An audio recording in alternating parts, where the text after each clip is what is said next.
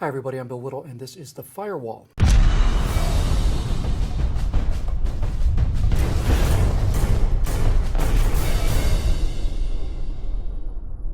Before we get into the bigger picture, of which the ongoing rioting in Ferguson, Missouri is merely a symptom, let's just be crystal clear about something. If it turns out that a police officer shot Michael Brown as he was standing still, his hands in the air, as his defenders claim, then that police officer needs to be charged with murder and he needs to go to jail for the rest of his life. But that doesn't seem like what happened at all.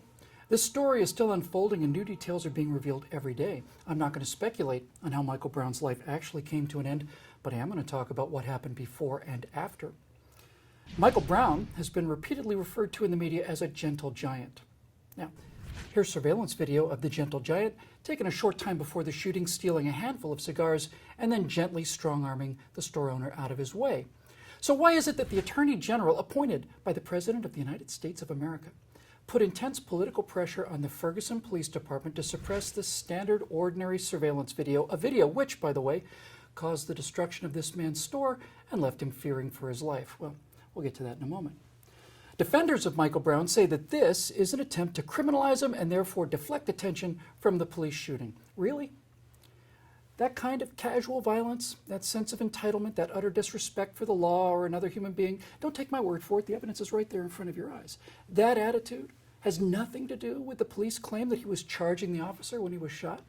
This doesn't shed some doubt on the story of a gentle, innocent, unarmed black teen assassinated by the police while his hands were in the air for the crime of being black.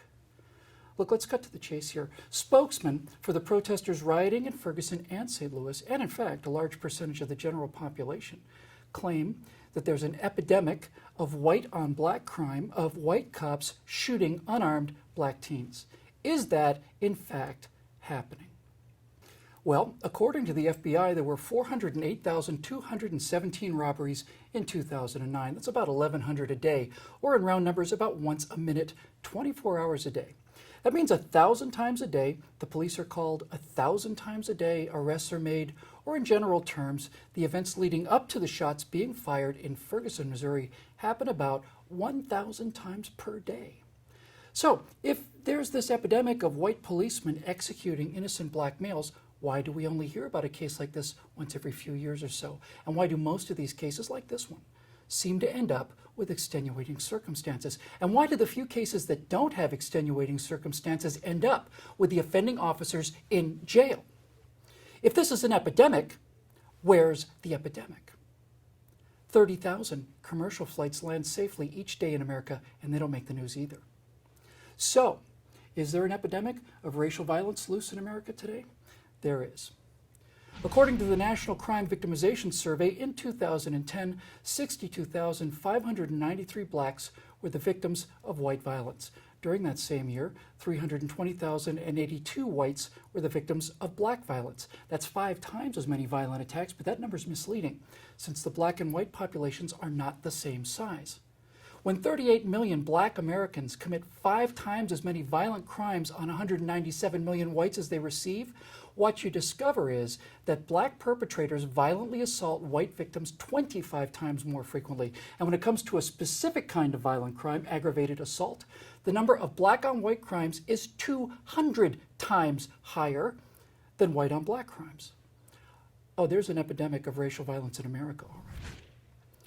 Reporter and author Colin Flaherty has taken a cold, clear-eyed view of the statistics that don't make the news because they're suppressed by the news. He reports, for example, again in 2010, the National Crime Victimization Survey reported approximately 13,000 black-on-white rapes and 39,000 black-on-white robberies, both violent crimes. The statistics show that the number of white-on-black rapes and violent robberies were so small that they had to be rounded to the nearest whole number, and that whole number was 0. Now, of course, critics will say that I'm using these statistics to justify the murder of Michael Brown, but I said at the beginning, if Michael Brown were shot in cold blood, then the police officer needs to pay the price for that murder. This has nothing to do with Michael Brown. This has everything to do with the narrative that the president, the attorney general, and all of these race hustlers are trying to create using Michael Brown. Because there is, in fact, a racial war of violence and hatred in America, open racism is simply not tolerated in white America today, but black racism is the toxic glue that holds the progressive coalition together.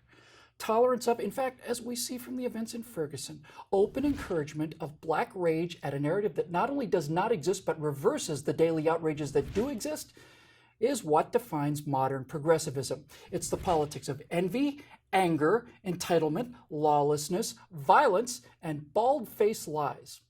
And of all of the promises broken by this man, surely none is more heartbreaking than the one promise that got him elected in the first place, the promise of a post-racial future. He and his progressive cohorts can never surrender the weapon that's gotten them everything, not the least of which is personal political power and trillions of dollars of redistributed wealth.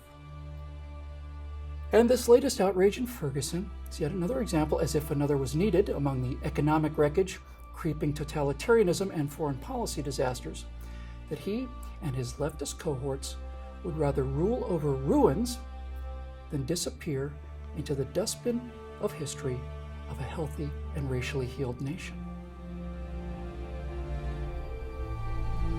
Please subscribe to our YouTube channel and be sure to visit us at truthrevolt.org.